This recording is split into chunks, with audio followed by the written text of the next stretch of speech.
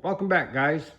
So I thought I'd just do a little short video on this chopper frame that I showed you in the a couple of videos ago. There was a video, and in the title it said 24/7.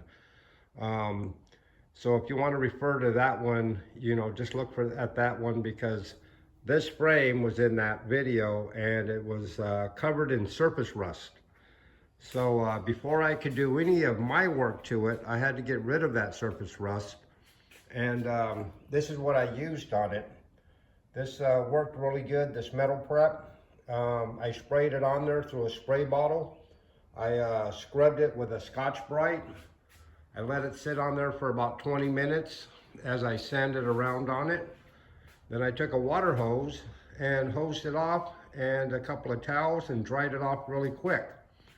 And if you compare it to the last video of this chopper frame, you'll see that it took off a heck of a lot of the rust. And gets down into the pores and cleans out the pores of the metal. So now my next step is I had to go around and grind and clean. And what I did there was I used my my die grinder and a wire brush, and I just went around and ground down the frames, all around the weld marks. Anywhere where there's a weld mark, I cleaned it up. And what I'm going to do now is I'm going to mold this piece in, just to give it a nice taper. Instead of having that step, I want it to taper up into that. So when it's painted, it just looks a lot cooler and bitchin' and more finished. And to start that molding process, I'm going to use this Dynaglass. It's a short strand fiberglass filler. And I'll start with that, and then I'll shape that, and then come back with some body filler, and I'll finish the body work off with that.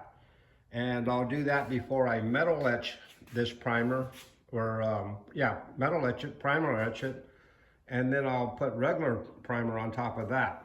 So I'm gonna do that, and then I'll be right back. I'm gonna get started. All right, guys.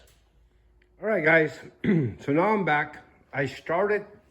Remember, it looked like this before I ground it and cleaned it all up, and then started adding the Dynaglass fiberglass filler. Okay, that's what I start with, and this is where I go from there.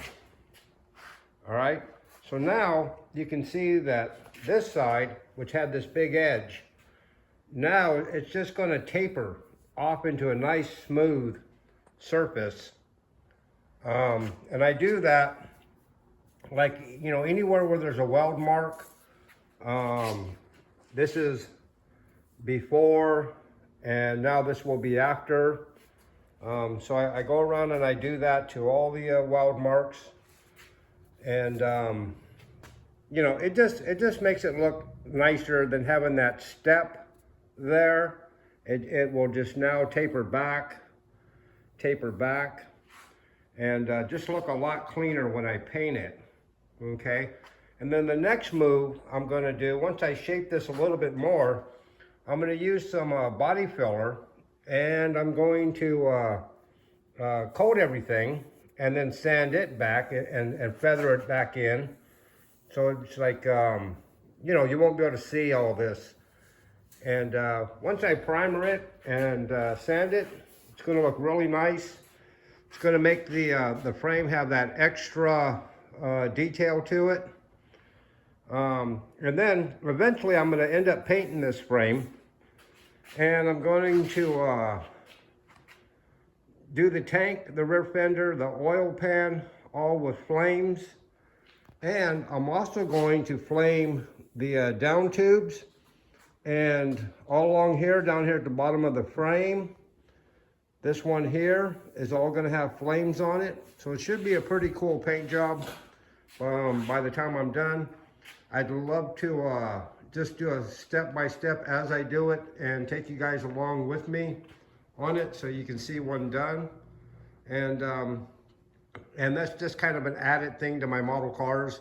Of course, I'll keep posting model cars, but I have to do this type of work in order to buy model cars. So I'm gonna take you guys along with this one. If you like this kind of stuff, give me a like, give me a comment, and sub if you haven't, and definitely share it with your friends. All right, guys, I'll be back with the next step, and I'll show you guys as I go along.